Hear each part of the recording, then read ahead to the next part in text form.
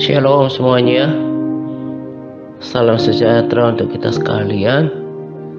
Pada kesempatan ini saya akan berbagi sharing motivasi terkait dengan puasa, bahasa roh, dan juga tentang konsistensi dalam berdoa ya. Juga nanti saya akan sampaikan tentang cara baru untuk mendoakan pokok-pokok doa yang ada ya, pokok-pokok doa yang selama ini kita doakan gitu. Nah, yang pertama saya mau bahas perihal puasa yang kita lakukan, khususnya puasa 7 hari di awal setiap bulannya gitu ya.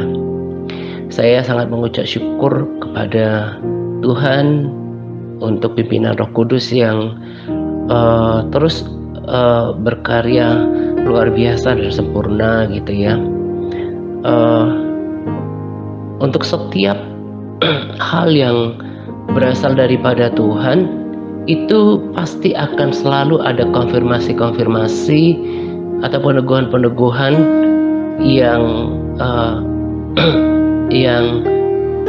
memberi semangat dan damai sejahtera ketika kita merespons dan menjalani tuntunan itu di hari-hari kedepannya gitu ya.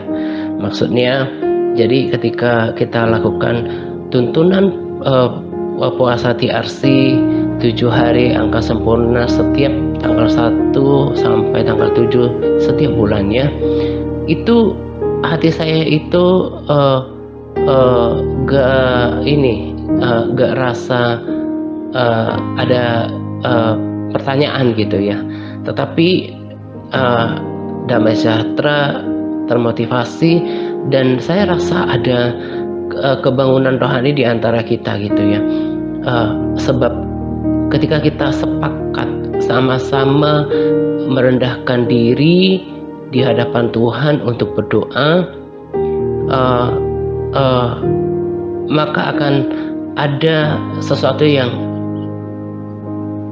luar biasa ya, sesuatu yang melampaui kalau kita breakthrough kalau kita berdoa cuma sendiri-sendiri gitu. Oh ya, jangan sampai lupa ya sebelum saya lanjutkan tentang puasa ini.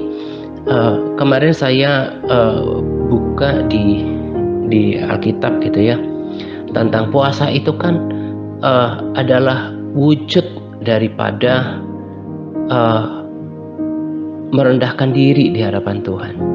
Jadi Tuhan dari dulu ketika Tuhan berkata kepada bangsa Israel untuk mereka merendahkan diri dengan berpuasa. Nah, jadi wujud atau sikap yang menunjukkan merendahkan diri di hadapan Tuhan, ia berpuasa. Sederhana sekali. Jadi kalau kita mau katakan kepada Tuhan, Tuhan saya mau merendahkan diri di hadapan-Mu,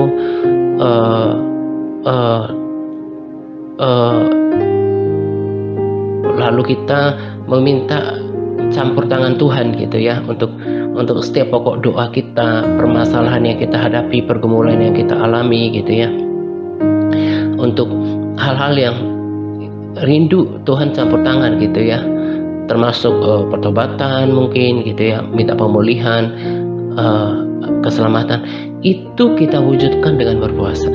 Jadi kalau ada seseorang yang berkata, Tuhan aku merendahkan diri di hadapan-Mu, ya memang Tuhan lihat hati, tapi Tuhan sudah sangat jelas menuliskan di Alkitab jelas dan sederhana, merendahkan diri dengan berpuasa. Jadi kalau ada orang katakan, Tuhan saya sungguh-sungguh gitu ya, saya mau merendahkan diri di hadapan-Mu, tapi setelah dia doa kayak gitu, dia hidup dengan kenikmatan dirinya sendiri gitu ya. Maksudnya dia menikmati hari-harinya, dia itu kan seperti putus dengan selesai doa amin, dia berkata Tuhan aku merendahkan diri, tapi setelah itu dia udah seperti lupa dengan sikap merendahkan dirinya.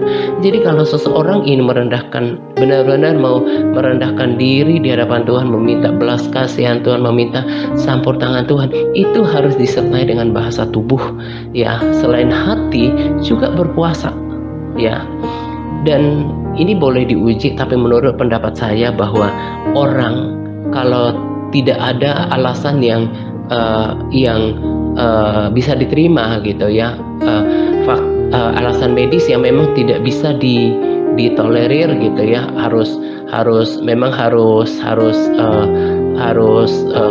konsumsi makanan gitu ya, mungkin karena sedang pemulihan atau sedang menjalani proses medis gitu ya. Kalau memang dia sehat, dia mampu sebetulnya, tapi dia tidak melakukannya. Menurut pendapat saya, selain orang ini masih hidup dalam perhambaan, hidup dalam kedagingan, ya, lalu dia juga manusia, rohnya itu belum kuat, gitu ya, masih lemah. Orang ini, menurut saya, ya, menurut pemahaman saya, adalah memang orang yang nggak perlu dia ngaku, sebetulnya masih adalah tipikal orang yang belum mampu menunjukkan kerendahan hati yang sempurna di hadapan Tuhan. Ya, itu menurut pemahaman saya. Jadi orang kalau mau merendahkan diri di hadapan Tuhan dengan berpuasa, bacalah, coba ketik berpuasa gitu ya, akan muncul dari perjanjian lama itu ada banyak sekali. Maka yang dimaksudkan oleh Tuhan, kalau orang mau merendahkan diri, itu harus tunjukkan oleh bahasa tubuh, yaitu berpuasa gitu. Jadi bersyukurlah kita yang memiliki kerendahan hati, mau dituntun untuk berpuasa dan mau melakukannya terlebih di hadapan Tuhan gitu ya. Karena ketika kita menunjukkan hati dan sikap berpuasa, itu akan menggerakkan hati Tuhan. Karena itu rumusnya. Tuhan yang bilang untuk bangsa itu berpuasa, merendahkan diri dengan berpuasa. Itu udah nggak perlu sekolah teologi untuk ngerti ini. Merendahkan diri dengan berpuasa. Tidak apalagi betul-betul mencari Tuhan ya, banyak beribadah, banyak merenungkan firman Tuhan, itu akan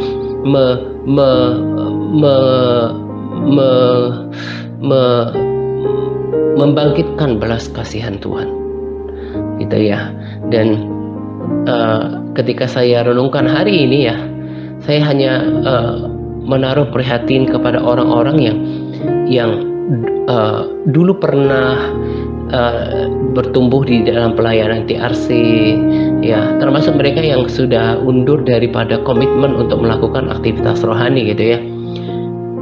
Kita ini kan kita yang saya katakan 90% lah ya, 90% atau 95% yang ada di MTRC ya, kita ini kan terus melakukan bagian kita terus melakukan pertandingan iman, perjuangan dengan terus melakukan perjalanan rohani, perjalanan iman kita, selain tekun membaca firman Tuhan, kemudian juga komitmen melakukan doa, pujian, penyembahan, menjadi pelayan doa gitu ya. Kita kan berkomitmen untuk berdoa, lalu juga melatih tubuh kita seluruhnya dengan berpuasa. Itu otomatis akan membuat percepatan pertumbuhan rohani, percepatan membangun kekuatan dalam spiritual journey ya, perjalanan rohani bersama dengan Tuhan. Kita semakin ngerti hati Tuhan, apalagi banyak bahasa roh ya, kemudian banyak memuji Tuhan gitu, merenungkan firman, itu akan membuat kita semakin diubahkan di dalam rohani. Sementara dia yang walaupun berada di antara kita ya, di grup-grup WA atau di grup Facebook gitu ya, atau dengarkan channel YouTube gitu ya, kalau dia tidak melakukan bagiannya ya nggak usah maksimal sama sekali, rasanya cuma jalan di tempat. Nah itu yang saya katakan prihatin sih sebetulnya. Harusnya dan harapan saya kan semuanya ikut berlari, ya, karena sudah berpuluh-puluh kali saya katakan bahwa yang membuat kita bertumbuh itu kan karena kita lakukan bagian kita. Kalau kita cuma mendengar dan kita tidak aktif di dalamnya, itu tidak akan menghasilkan banyak, bahkan tidak menghasilkan apa-apa gitu ya. Jadi karena itu teruslah untuk MTRC lakukan itu ya. Saya sangat bersuka cita ketika terus ini baru kedua kali kita lakukan puasa raya gitu ya. Saya rasakan sukacita, damai sejahtera, bahkan sudah ada terobosan gitu ya. Saya percaya itu juga karena doa dari tim pendoa TRC ya. Hal ini kesaksian ini saya baru bagikan di para pendoa syafaat kemarin gitu ya. Ada terobosan yang kita sudah tuai gitu ya. Kita sudah lihat karena kesepakatan doa itu menerobos lebih besar gitu, sama seperti kekuatan peluru gitu ya. Saya kurang paham misalnya dengan tipe-tipe peluru gitu ya, tapi tidak mungkin kekuatannya sama ya, atau mungkin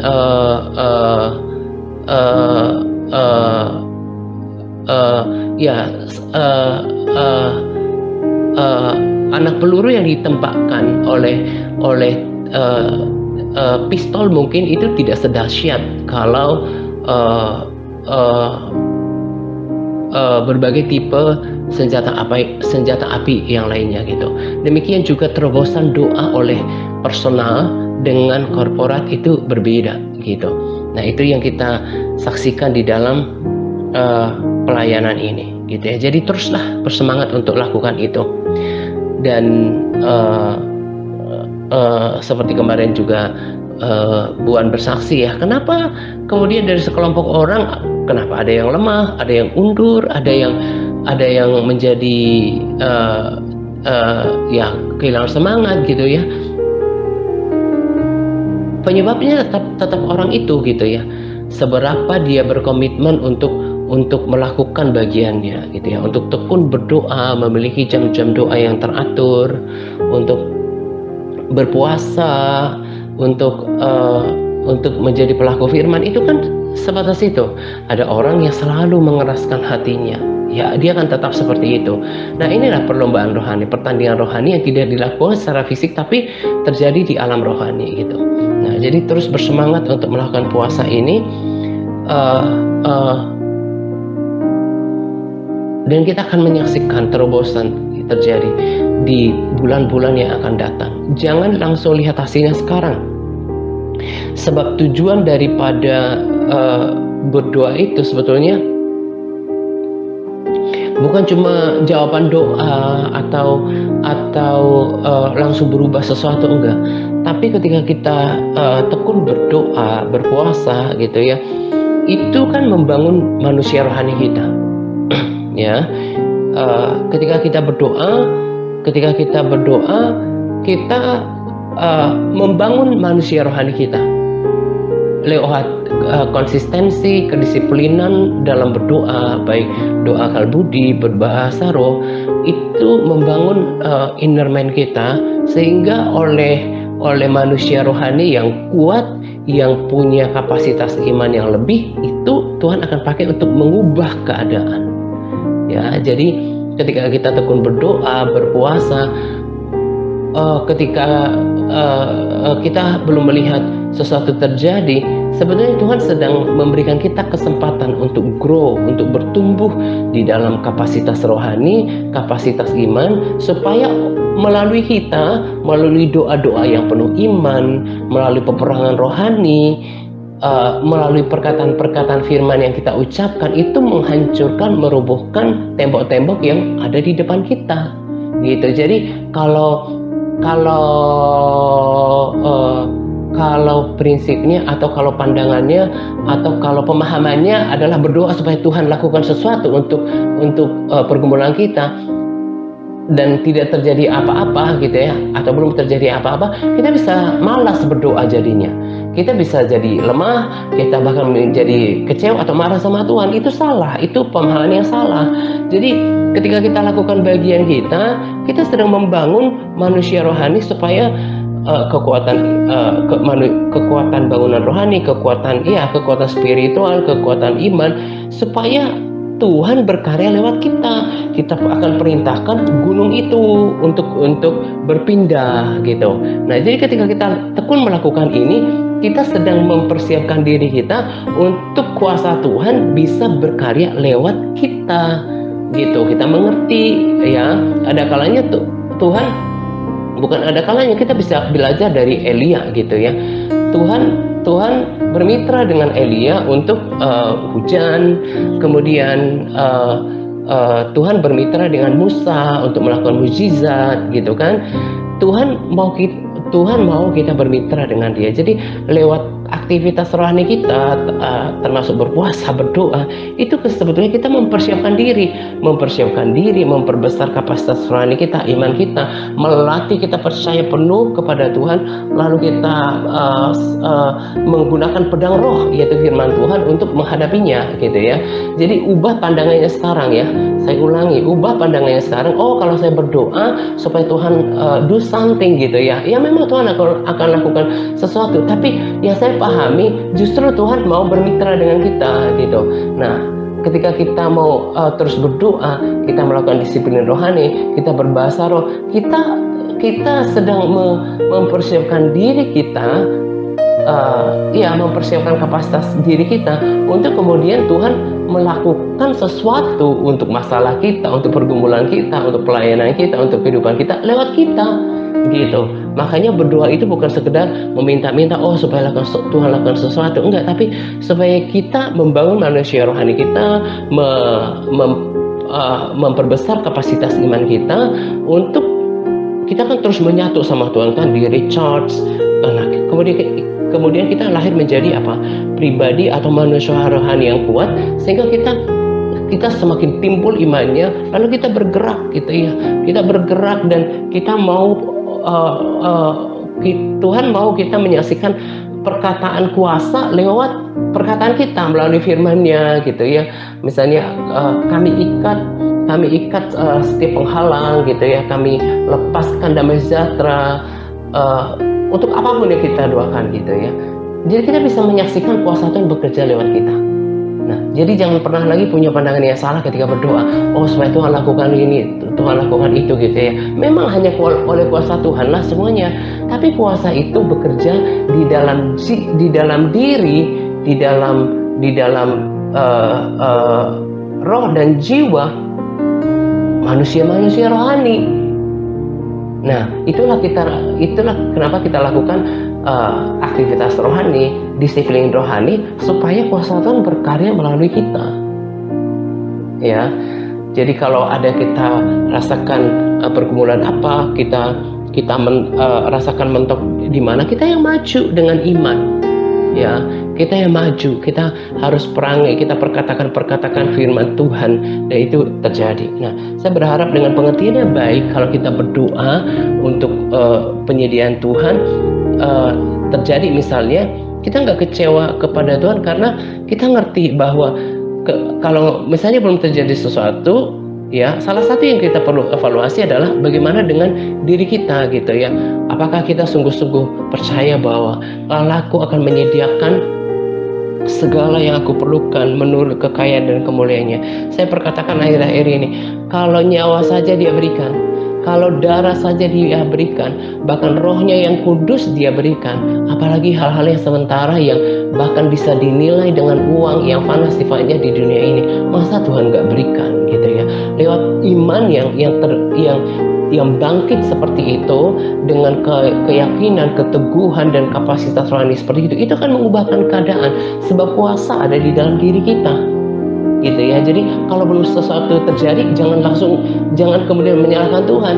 Kita yang harus evaluasi gitu ya, karena Tuhan itu pasti setia.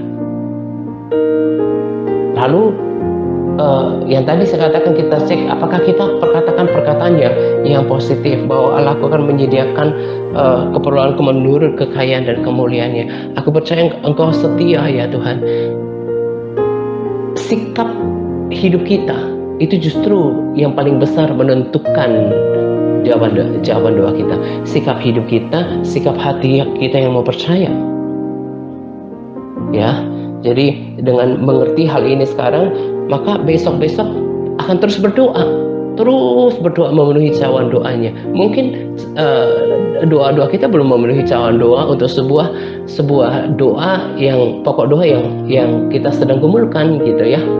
Nah, jadi terus bersemangat berpuasa. Kalau belum terjadi, diri kita yang terlebih dahulu dikoreksi. Karena pihak Tuhan nggak ada yang salah, Dia setia, Dia akan jawab tepat pada waktunya. Nah, kalau belum terjadi menurut waktunya Tuhan, maka kita akan bisa berkata, aku percaya tepat pada waktunya Tuhan akan memberikan bahkan jauh lebih besar daripada yang kudoakan dan pikirkan. Rasanya itu pun sudah menjawab doa kita. Kenapa? Karena kita sudah menguatkan hati kita dengan perkataan-perkataan iman oleh kapasitas iman yang terbangun tadi lewat aktivitas rohani. Ya kan? Karena sekalipun aku belum melihat, tapi aku percaya kuasa-Mu Tuhan sanggup untuk melakukannya. Aku sudah terima dengan iman di dalam nama Tuhan Yesus Kristus. Itu kita sudah bersuka cita. Maka tidak akan ada alasan untuk lemah, bahkan berhenti untuk berdoa dan berpuasa. Gitu ya. Nah, kiranya apa yang pengertian ini membuat kita tetap bersemangat untuk melakukan semuanya. Dan tadi saya katakan, ketika kita tekun melakukan disiplin rohani kita, berdoa, memuji Tuhan, berpuasa, baca firman, kita sedang membangun kapasitas rohani dan membangun kapasitas iman kita, untuk kemudian lewat hidup kita, lewat kapasitas rohani dan kapasitas iman yang memadai, Tuhan bisa berkarya. Kuasa Tuhan bisa didemonstrasikan gitu ya. Jadi jangan ada yang menjadi lemah karena belum ada lihat jawaban doa. Berkata-katalah, perkatakan firman Tuhan dan berkata positif, berkatakan perkataan iman gitu ya. Lalu selanjutnya tentang bahasa roh ya. Jadi kembali saya tegaskan, saya pun bersaksi untuk kesekian kali, saya masih berada di dalam keadaan rohani yang saya tahu, sadari saya masih mengasihi Tuhan, saya masih punya hasrat untuk selalu mengejar hidup yang berkenan gitu ya. Itu semua adalah salah satu suntikan atau hasil daripada membangun manusia rohani ya, membangun manusia rohani lewat berbahasa roh. Nah, karena itu saya mau tegaskan kepada MTRC yang sudah mengalami kepenuhan Roh Kudus ya, ini perlahan-lahan tidak ada lagi untuk bulan yang akan datang itu di bawah setengah jam sehari, nggak bisa lagi ya. Jadi saya akan evaluasi yang sudah mengalami kepenuhan Roh Kudus itu minimal setengah jam. Berlututlah, saya udah bagikan kan sebelum setelah doa my first devotion itu katakanlah jam 2 lah ya, yang tentu gitu ya. Habis bangun saya juga berbahasa roh 1 jam sambil merenungkan firman, sambil sekali menyembah Tuhan gitu ya. Nah, kemudian juga saya sudah katakan selain pagi ya, bangun pagi ya, subuh, pagi, kemudian siang dan malam saya ibadah setiap hari. Nah, awalnya saya berpikir, wah, saya nanti akan kehabisan waktu ya untuk melakukan yang lain. Ternyata enggak ada yang hilang. Justru setelah saya mengalokasikan waktu saya untuk hal-hal yang lebih utama dan yang terpenting, saya bisa lebih efektif dalam mengelola waktu. Ibadah itu berguna dalam segala hal. Dan saya percaya ini adalah salah satu realisasi wujud daripada mencari kerajaan Allah dan kebenarannya. Salah satu wujudnya seperti itu. Jadi jangan katakan dengan mengalokasikan waktu setengah jam, oh nanti akan terbengkalai kegiatan yang lain. Kalau dirimu melakukannya dengan kemurnian hati, lihat nanti bagaimana Roh Kudus akan memimpin dirimu untuk mengelola waktu-waktu setiap hari. Itu bahkan lebih efektif, lebih terarah. Coba hitung waktu untuk ngecek WA, pesan WA, baca-baca pesan WA, entah di TRC atau mungkin di grup keluarga atau grup apalah gitu ya, buka-buka YouTube. Itu sebentar saja, setengah jam berlalunya. Nah, nanti lakukan entah di tempat tidur sebelum bangun atau pas doa berlutut, benar-benar fokus berdoa, berkata-kata kepada Tuhan dalam bahasa roh. Lihat, akan manusia rohnya akan semakin kuat dan semakin tangguh. Nah, inilah yang akan membantumu tetap bersemangat di dalam Tuhan, tidak undur, tidak menjadi lemah, karena kita terus maintain kekuatan rohani itu dengan konsistensi untuk berbahasa roh. Jadi justru kalau saya pikir, aduh 10 menit, 15 menit udah lemah, kayaknya ini masih manusia rohnya udah terlalu lemah ini. Karena saya jalani 1 jam itu biasa. Itu pun sebetulnya yang ketika saya bangun itu ya. Kalau saya total itu ya ketika mau berangkat tidur lagi, ketika nggak lakukan fokus melakukan sesuatu, saya bahasa roh juga gitu ya. Saya terlatih sekarang berdoa bahasa roh, sambil lakukan apapun saya berdoa, karena terlalu banyak yang harus didoakan gitu ya, dan perlu terus sungguh-sungguh diulang-ulang didoakan. Nah, ini akan kalau dilakukan dengan kerendahan hati, kemurnian hati, lihat nanti akan bersyukur kepada Tuhan dengan melalui roh berbahasa roh itu, akhirnya kita dikuatkan. Karena itu salah satu cara untuk membangun manusia rohani ya. Jadi nanti durasi berbahasa rohnya itu harus jelas-jelas dicantumkan ya. Ya, jadi itu harus dimaksimalkan. Berbahasa roh dulu juga saya udah tekankan itu sebetulnya, tapi ya memang dasar manusianya nggak konsisten ya, makanya begitu. Jangan berpikir oh nanti terbengkalai, saya harus kerjakan ini, saya harus kerjakan itu. Saya malah 1 jam malah nggak terbengkalai kok kegiatan yang lain. Saya katakan justru akan semakin efektif nanti, karena sudah merasa alokasikan waktu untuk hal-hal yang penting dulu. Jadi nanti malah kita nggak ada waktu untuk melakukan hal-hal yang tidak penting ya. Jadi saya akan monitor itu demi kebaikan dirimu sendiri, bukan saya yang diuntungkan gitu ya, tapi dirimu sendiri. Lalu yang terakhir adalah tentang pokok-pokok doa. Nanti setelah dengarkan sharing ini, saya mau sarankan supaya setiap orang untuk menyimpan semua pokok-pokok doa yang dibagikan oleh tim admin di file pribadinya gitu ya. Entah membuat catatan di buku atau membuat di grup WA pribadi, atau mungkin di grup Facebook sendiri, atau di manalah tempat file untuk semua pokok-pokok doa itu. Nah, itu setiap kali berdoa ya, minimal sekali dalam sehari gitu ya, angkat pokok-pokok doa itu. Memang akan dibagi nanti pokok-pokok doa oleh tim admin seperti biasa, tapi itu kan yang sedang difokuskan gitu ya. Contohnya berdoa untuk misalnya gereja-gereja gitu ya. Kita kalau dibagikan oleh tim admin biasanya Sabtu gitu ya, untuk berdoa untuk gereja gitu. Nah, itu menjadi fokus. Tapi tujuan dari tadi saya katakan dibuat, disatukan semua pokok-pokok doa yang dibagikan, disimpan semuanya. Nanti setiap doa minimal 1 kali sehari, terus angkat pokok-pokok doa ini ketika berdoa. Tuhan, saya bawa pokok-pokok doa ini semuanya. Nanti lama-lama akan terlatih, bahkan akan hafal semua pokok doa itu ya. Terus tumpangkan tangan atau angkat pokok-pokok doa itu di hadapan Tuhan. Kami berdoa, saya kayak tadi saya rindu kayak nama-nama orang yang tertulis dalam pokok-pokok doa itu ya, supaya Tuhan mereka masuk surga bersama dengan kami. Rindu mereka juga menjadi penghuni surga gitu ya. Kalau setiap hari didoakan oleh puluhan orang, masa Tuhan nggak dengarkan gitu ya. Nah, jadi ini juga tuntunan yang baik gitu ya. Jadi nanti disimpan, semua ini harus punya file pokok doa itu, dan setiap hari minimal 1 kali doa dalam sehari itu diangkat atau ditumpangkan tangan. Jadi aku berdoa, Tuhan, untuk pokok-pokok doa yang ada, tumpangkan tangan untuk itu semuanya. Tuhan jamah setiap pergumulan gitu ya. Maka itu akan lebih efektif dan akan berdampak untuk pokok-pokok doa yang ada. Itu baik, dan saya pikir ini juga tuntunan untuk lebih efektif lagi untuk berdoa bagi pokok-pokok doa, karena sesungguhnya hanya kuasa Tuhan yang melakukan semuanya. Maka yang dibutuhkan adalah doa dan penyerahan dengan percaya penuh kepada Tuhan untuk semua pokok doa yang ada, termasuk terobosan yang kita sudah bicarakan di dalam grup pendoa syafaat gitu ya. Jadi lakukan itu, jangan dengarkan hari ini lalu kemudian cuek gitu ya. Itu juga bagian daripada sikap hati kita, apakah kita cukup memiliki kerendahan hati untuk dituntun atau tidak gitu ya. Jadi nanti pokok-pokok doa yang ada, nanti juga mungkin tim admin akan ini sharing untuk hari Jumat ya.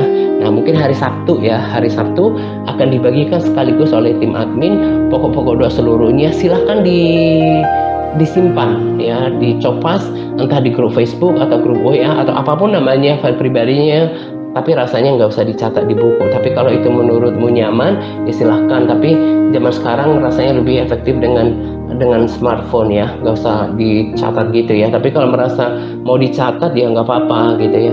Nah itu harus didoakan setiap hari. Nah sementara pokok-pokok doa yang dibagikan setiap malam itu menjadi fokus, tapi pokok doa yang lain juga diangkat atau ditumpangkan tangan terus didoakan. Pasti ada juga, sama seperti ya yang saya katakan tadi, doa pribadi dengan doa korporat akan ada breakthrough yang lebih kalau doa korporat. Sama juga kalau kita selalu doakan tiap-tiap hari, itu akan lebih lagi double apa ya namanya, kalau daripada hanya menunggu giliran lalu didoakan tiap-tiap hari, itu kan lebih ini kan, lebih menunjukkan kesungguhan kepada Tuhan, lebih kita akan melihat campur tangan Tuhan lebih besar untuk doa-doa itu kan. Ada puluhan orang menumpangkan tangan mengangkat pokok-pokok doa itu kepada Tuhan gitu ya kan. Firman Tuhan berkata, bukankah Tuhan tidakkah Tuhan akan segera membenarkan orang yang siang malam berseru kepadanya ya kan. Dari situ kita belajar bahwa semakin kita sungguh-sungguh doakan, semakin kita serius ya, dalam tanda kutip mendesak, membawa permohonan kita kepada Tuhan, itu kan berarti Tuhan lebih lagi berbelas kasihan untuk semua pokok-pokok doa yang ada gitu ya. Lakukan tuntunan sederhana ini, kalau dilakukan dengan baik, dengan kerendahan hati, kita akan rasakan bersama manfaatnya, baik untuk diri kita pribadi tadi seperti berpuasa, berbahasa roh gitu ya, dan memiliki konsistensi dalam berdoa gitu ya, untuk membangun kerohanian kita, kapasitas rohani dan iman kita, dan juga kita akan rasakan bersama di dalam komunikasi ini gitu ya. Terutama untuk breakthrough yang kita sudah bicarakan di pendoa itu juga perlu doa yang membuat semuanya, karena doa itu berarti menunjukkan penyerahan kepada Tuhan dan juga menarik kuasa Tuhan untuk berkarya. Kita hanya alat saja gitu ya. Ini saja sharing singkat untuk kita dilakukan dan akan dirasakan. Sharingnya sederhana tapi akan dirasakan powerful kalau dilakukan gitu ya. Semangat par, Tuhan Yesus memberkati kita senantiasa. Amin.